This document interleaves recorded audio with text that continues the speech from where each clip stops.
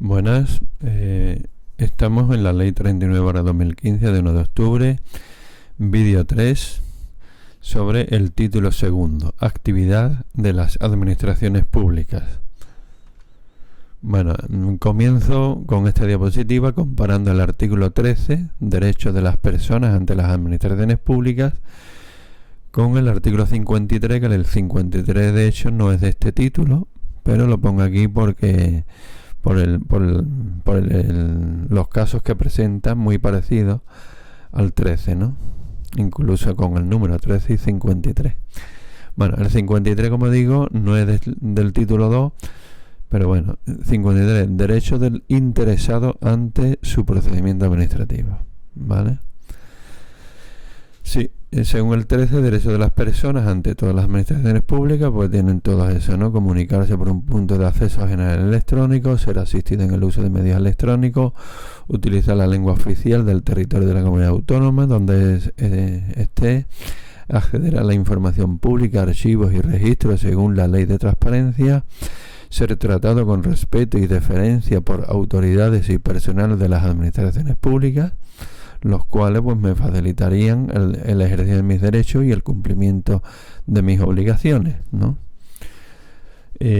También derecho de las personas pues sería exigir responsabilidades a las administraciones públicas y autoridades cuando corresponda por ley, utilizar la identificación y firma electrónica, estar protegido, proteger de mis datos de carácter personal, y otros pues según la Constitución y las leyes, muy genéricos, ¿vale? Entonces son de cualquier persona ante las administraciones públicas. Y la parte derecha es aquella persona que tiene la condición de interesado, ¿eh? Bueno, solamente el interesado para su procedimiento administrativo, pues bueno, tiene conocer en cualquier momento de la tramitación el estado, los órganos instructor y el que resuelve, los actos de trámite dictados, ¿eh? Bueno, aquí sería el órgano competente que respondiera a esa petición de ese interesado, pues sería el instructor, ¿vale? El llamado instructor, o en su caso quien resuelva, ¿vale? En Andalucía tenemos el decreto 90/93 de funciones de las 3 unidades administrativas o asimiladas, el servicio, sección y negociado, que esto ya lo vimos en otro vídeo hablando de los órganos, ¿vale? Esto en realidad no son órganos propiamente dichos, según la terminología antigua le dio ese nombre, pero en realidad no son órganos, son unidades administrativas. Entonces, si vemos la sección, que es el del medio, pues dice, una de las competencias es informar al interesado del estado de tramitación del expediente en su ámbito de aplicación, ¿vale? Pudiendo ser encomendado a otros órganos especializados. Con lo cual, esto es en Andalucía, ¿no? Si lo comparamos con lo que dice el EBEP, que es a nivel general de todas las comunidades autónomas, pues ya vemos que lo de conocer en cualquier momento el estado de tramitación de mi expediente y tal, pues en Andalucía sería competente la sección, ¿vale? Según el decreto 90/93 andaluz. Bueno, seguimos. Otro derecho del interesado sería acceder y obtener copia de los documentos contenidos en el procedimiento, ¿vale? Acceder y obtener copia de los documentos contenidos en el procedimiento en el que es interesado, ¿eh? Se entenderá cumplida la obligación de facilitar copia de los documentos del expediente con la puesta a disposición de las mismas en el punto de acceso general electrónico de la administración competente o en las sedes electrónicas. Ya haremos un vídeo acerca de esto de la electrónica, ¿eh? Bueno, otro derecho del interesado es no presentar documentos originales, a no ser que excepcionalmente la norma lo exigiera, ¿vale? Tampoco a presentar documentos no exigidos por las normas aplicables al procedimiento, ni tampoco a presentar los documentos que ya se hayan entregado antes y se encuentren en poder de las administraciones públicas.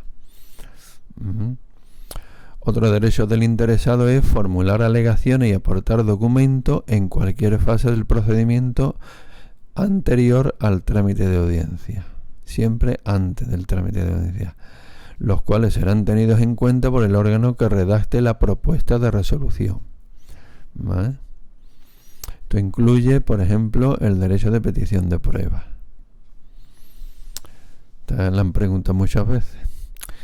Otro derecho del interesado es obtener información sobre los requisitos jurídicos y técnicos de proyectos o solicitudes que se propongan realizar. Si nos vamos al decreto andaluz, pues dice, en la sección también dice informar, orientar sobre requisitos jurídicos o técnicos de solicitudes que los ciudadanos se propongan realizar, con lo cual es de la sección, por eso pongáis sección en Andalucía. Otro derecho del interesado es poder asistir, si él quiere, con asesor. Otro derecho, pues cumplir mis obligaciones de pago por medios electrónicos. Lo puede pagar electrónicamente, como derecho. Y bueno, y la coletilla de otros según la Constitución y las leyes. Luego, fuera parte, dice, en el caso de que el interesado sea un presunto responsable de un procedimiento sancionador, ¿vale? Pues tiene otros dos derechos más. Un derecho que tiene es a ser notificado de los hechos que se le imputen, de las infracciones que tales hechos puedan constituir y de las sanciones que en su caso se les pudiera imponer, así como de la identidad del instructor, de la autoridad competente para imponer la sanción y de la norma que atribuye tal competencia, ¿vale? A ser notificado de todo eso, ¿vale? Y otro derecho, pues, del presunto responsable de un procedimiento sancionador sería a la presunción de no existencia de responsabilidad administrativa mientras no se demuestre lo contrario. Bueno, ¿vale? Ni decir tiene, ¿no?, que los derechos del interesado que hemos leído en la parte derecha son también derechos de las personas, porque un interesado es una persona, ¿vale? Sin embargo, al revés dicho, no es verdad. Los derechos de las personas no tienen por qué ser interesados, ¿de acuerdo? Bueno, seguimos. Siguiente diapositiva. Bueno, esta, aparte en Andalucía hemos visto dos de la sección. La sección también acuerda la acumulación de expedientes. También la sección requiere la subsanación de solicitud al interesado en los casos que proceda. En fin, y ya está. Y en general la sección va a tener las funciones de instrucción de los procedimientos, aparte en las que le deleguen o desconcentren, ¿de acuerdo? Hay algunas que la tiene el servicio. El servicio, por ejemplo, dice proponer la ampliación de plazo o proponer la declaración de urgencia en procedimiento administrativo, o elaborar la propuesta de los actos que sean competencia del inmediato órgano superior, ¿vale? Notificar los actos administrativos a su destinatario, eso es del servicio. Acordar la mejora de las solicitudes, también es del servicio, Autorizar el acceso al archivo del servicio, en fin, ¿vale? Pero la mayoría son de la sección. Bueno, seguimos. Aquí aparecen distintas cuestiones en la misma diapositiva. Comenzando arriba a la izquierda, pues vemos una solicitud que está firmada por varios interesados, 1, 2 y 3, por ejemplo. Entonces, si la administración tiene que actuar y tiene que comunicarse con alguien que ha presentado esta solicitud, ¿con quién se comunica? Pues con el representante que hayan señalado. Que no han puesto ningún representante, pues con el interesado que expresamente hayan señalado. Y si no han señalado ninguno, pues el que figure en primer lugar, ¿vale? Lo de la derecha, bueno, la flecha esa, aparecen nuevos interesados a lo largo del procedimiento, pues se les comunicará la terminación del procedimiento, lógicamente. O sea, de cajón. Luego, tenemos ahí en la parte del medio a la izquierda, con dos columnas, ¿no? Por una parte, el representante del interesado, cuando hace falta que se acredite, ¿vale? El representante del interesado, si es que lo hubiera, ¿vale? Formular solicitud, firmar la declaración responsable o la comunicación, recurso administrativo del desistimiento y la renuncia. En todos esos casos, el representante del interesado tendrá que acreditarse, ¿vale? Y a su derecha aparece una columna que dice solicitud tal, dice cuando la firma de la solicitud es obligatoria. Pues en los mismos casos que en el representante del interesado, acreditarse, formular solicitud, declaración responsable, comunicación, recurso administrativo, desistimiento y renuncia. En los mismos casos, ¿vale? Los mismos casos son para acreditar el representante del interés, si es que lo hay, y para que la solicitud se firme obligatoriamente. ¿De acuerdo? Después tenemos a la derecha, en el medio, pues un mapa de España con las comunidades autónomas, y eso es por la lengua. Dice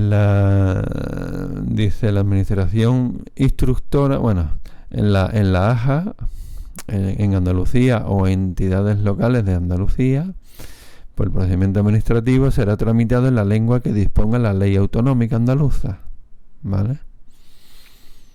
Después dice el delegado del gobierno del Estado en Cataluña, decía la actuación del Estado en Cataluña, un procedimiento administrativo que lleva a cabo el Estado en una cierta comunidad autónoma que tiene lengua cooficial. ¿Cómo se tramita? Pues se tramitará en castellano o también en la lengua elegida por el interesado. Si hubiera varios en discrepancia, pues entonces en castellano, pero cada uno decidirá su lengua para sus documentos, ¿vale? Dice la administración instructora traducirá al castellano los documentos que tengan efectos fuera de esa administración y también traducirá al castellano los documentos solicitados por el interesado expresamente, excepto si existiera lengua cooficial. Nos vamos a la parte izquierda. Una cosa es colaborar con la administración y otra cosa es comparecer en una oficina de la administración. La colaboración con la administración es siempre obligatoria en los términos señalados por la ley. Comparecer en una oficina, ya sea de forma presencial o de forma electrónica, es obligatorio, pero no siempre, sino solo cuando lo disponga la ley o norma con fuerza de ley. En ese caso se le citaría con el lugar, fecha, etcétera, y si lo solicita, pues se le entregaría un certificado acreditativo de asistencia, ¿vale? Por último, dice la diapositiva, ¿quién es el responsable directo en una tramitación de un procedimiento administrativo? Y dice LB que son los titulares de las unidades administrativas, más el personal de las administraciones públicas que tengan la resolución o el despacho de los asuntos, ¿vale? Esos titulares de unidades administrativas, pues hemos visto, ¿no? Lo hemos visto aquí: jefe de servicios, jefe de sección y jefe de negociado, ¿vale? Son los responsables directos de la tramitación. Pero luego añade el cajón desastre: personal de administraciones públicas que tengan la resolución o el despacho de los asuntos. Bueno, en cualquier caso, el responsable directo de la tramitación podrá adoptar medidas oportunas para remover los obstáculos que hayan aparecido, y el interesado en el procedimiento podrá exigir responsabilidad. Bueno, pasamos de diapositiva. Llega aquí la obligación de resolver y notificar. Artículo 21. Artículo muy importante y muy famoso, DLB. Obligación de resolver expresamente en principio y de notificar. Notificar es cursar la notificación para el interesado. Hay dos grandes excepciones, que son, por un lado, la terminación por pacto o convenio, que no hace falta la resolución, y la terminación por el ejercicio del derecho sometido al deber de declaración responsable o de comunicación. Tampoco hace falta que resuelva. En el resto de los casos sí, en todo caso, ¿vale? En el caso de prescripción, renuncia del derecho, desistimiento de la solicitud, caducidad del procedimiento y desaparición sobrevenida del objeto, pues la resolución consiste en declarar el caso que sea, ¿vale? Indicando los hechos producidos y las normas aplicables, ¿vale? Pues como digo, la obligación es siempre de resolver, a excepción de los dos de arriba. Plazo máximo para resolver y notificar. Bueno, pues eso depende de la norma reguladora, lo que diga. Lo que diga la norma reguladora que regule el procedimiento. Si el procedimiento está regulado en una norma de ley, de norma con fuerza de ley o norma de la Unión Europea, pues el plazo máximo para resolver y notificar es el que disponga dicha norma. Si el procedimiento está regulado en un reglamento, es decir, algo aprobado por decreto o por orden, pues entonces el plazo máximo es el que disponga dicho reglamento. Pero aquí pone un añadido que es como mucho 6 meses, nunca mayor, ¿vale? Si el procedimiento está regulado en una ley o norma conforme de ley o de la Unión Europea, da igual, lo que diga la ley, esa norma, ¿vale? Y si es regulado por un reglamento, es lo que diga el reglamento, pero como máximo 6 meses, ¿vale? Y si no fija ningún plazo, si la norma que lo regula no fija, esa ley o ese reglamento no fija ningún plazo, pues entonces el plazo máximo sería, se sobreentiende, de 3 meses, ¿vale? Bueno, el resto de la diapositiva abajo es desde donde se cuenta y tal. Esto, como lo vimos en otro vídeo, lo paso, ¿vale? Después, plazo máximo para resolver y notificar.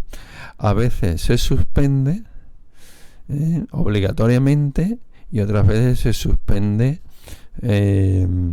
potestativamente, ¿vale? O bueno, lo normal que no se suspenda, ¿no? Sería el caso normal, digamos. Bueno, el plazo máximo, ¿cuándo se puede suspender? Potestativamente. Pues en los casos que aparecen ahí, se requiere al interesado para subsanar, se solicita informe preceptivo a órgano, ¿vale? Se solicita informe preceptivo a órgano de la Unión Europea. Existe procedimiento no finalizado en la Unión Europea que condiciona directamente el contenido de la resolución que se trate en este procedimiento. Cuando deben realizarse pruebas técnicas propuestas por el interesado, también se puede suspender. Cuando se inician negociaciones para terminar en pacto o convenio, y cuando sea indispensable el previo pronunciamiento de órgano jurisdiccional. En todos esos casos, la administración puede suspender, pero que no es obligatorio, sino de forma potestativa.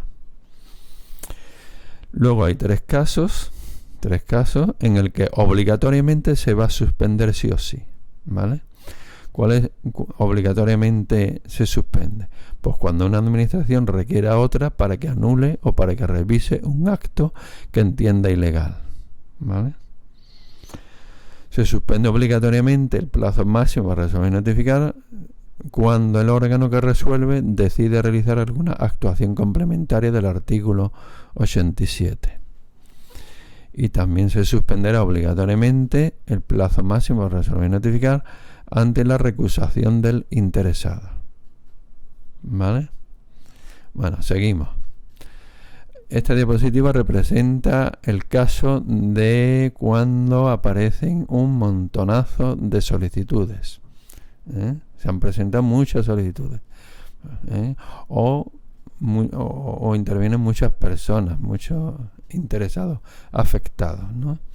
En ese caso, el órgano instructor propone al órgano para resolver o al órgano superior jerárquico del órgano que resuelve que habilite más medios personales y materiales, ¿vale? Que lo podrá hacer cualquiera de esos dos órganos. Y si se han agotado los medios personales y materiales, pues excepcionalmente el órgano para resolver o el órgano superior jerárquico suyo podrá acordar motivadamente la ampliación del plazo máximo para resolver y notificar, ¿vale? Todo esto, como digo, si en el caso de que hubiera un montón de solicitudes o personas afectadas. Bueno, seguimos. Aquí esta diapositiva trata de ampliación de plazo de un cierto trámite, no del plazo total para resolver y notificar, sino de un cierto trámite, o bien reducir el tiempo, tramitación de urgencia de un cierto trámite. Artículos 32 y 33. Hago la comparativa. Entonces, ampliación de un plazo de un cierto trámite, pues la administración podrá concederlo de oficio o a petición del interesado. En todo caso, en procedimiento tramitado en misiones. En todo caso, se va a ampliar el plazo en procedimiento tramitado en misiones diplomáticas, oficinas consulares o que el interesado esté residente fuera de España, ¿vale?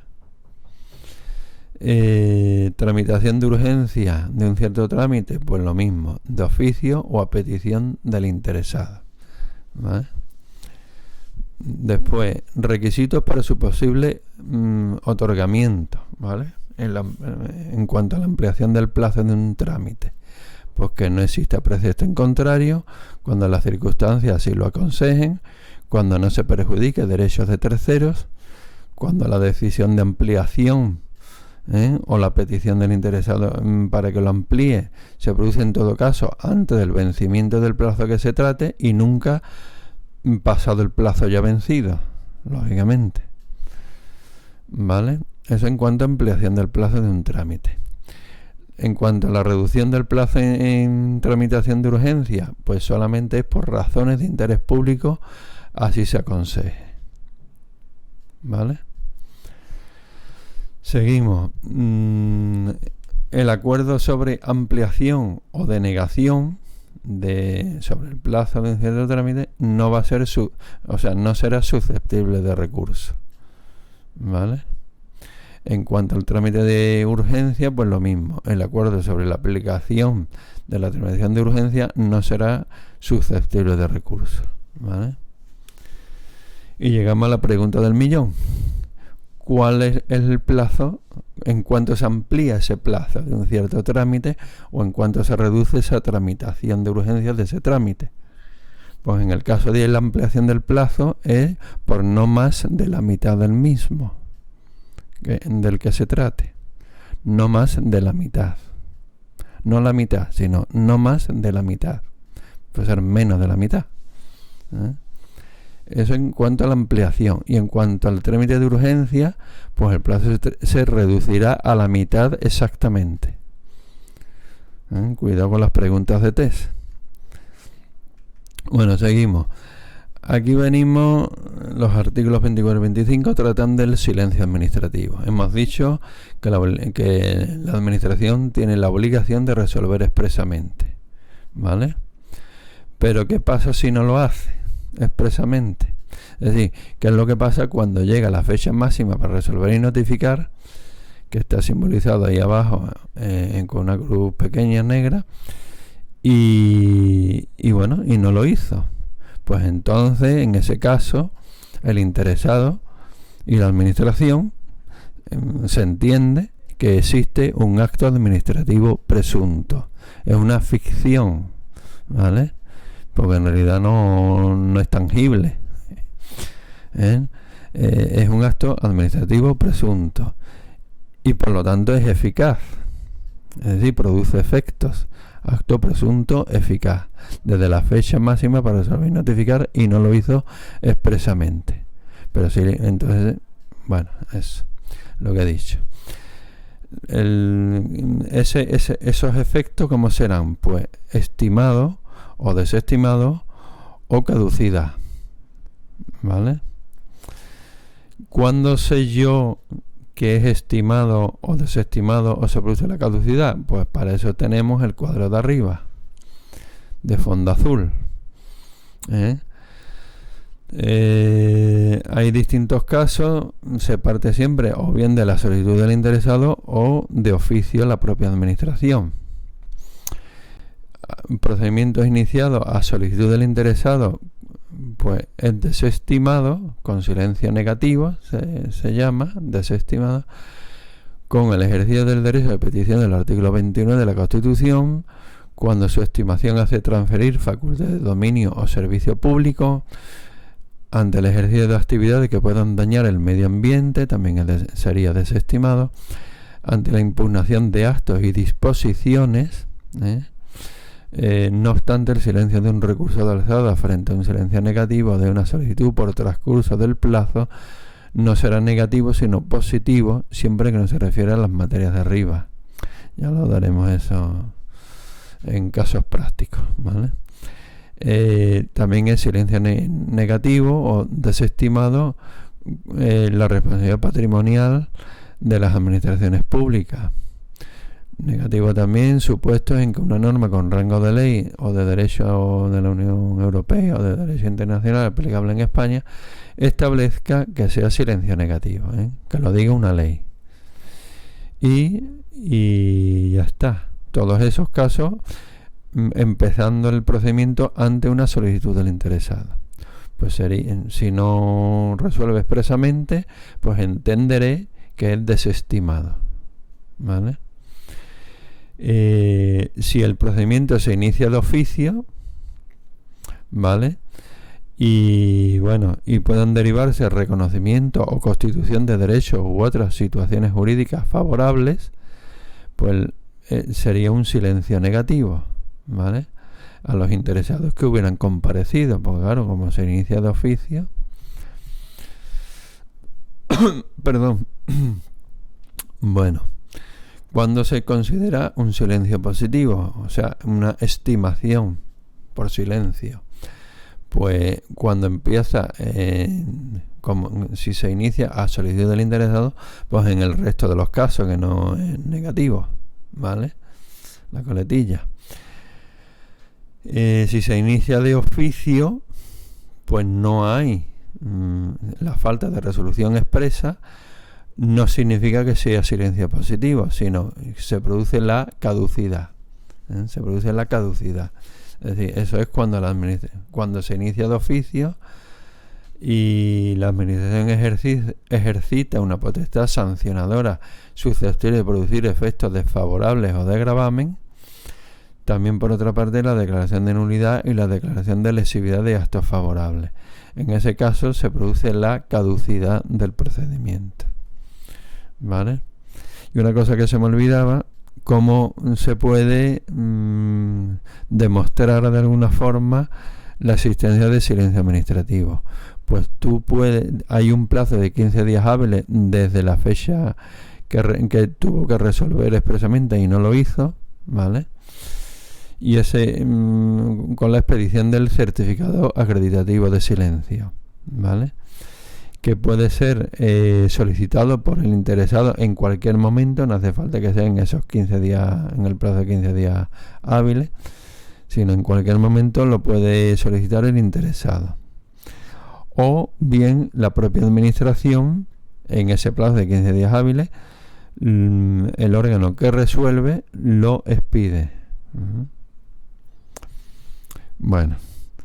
En cualquier caso, el silencio administrativo puede ser acreditado por cualquier medio de prueba admitido en derecho, incluido, como digo, el certificado acreditativo de silencio. Bueno, esto es hablar de lo mismo, es otro esquema. Tenemos ahí la flecha del tiempo hacia la derecha, en cruz a la izquierda, fecha máxima de resolver y notificar, en el que debe resolver expresamente y no lo hice. Entonces yo puedo entender que es estimado o que es desestimado o que se produce la caducidad en base a la tablita esta azul que hemos hablado ahora, ¿no?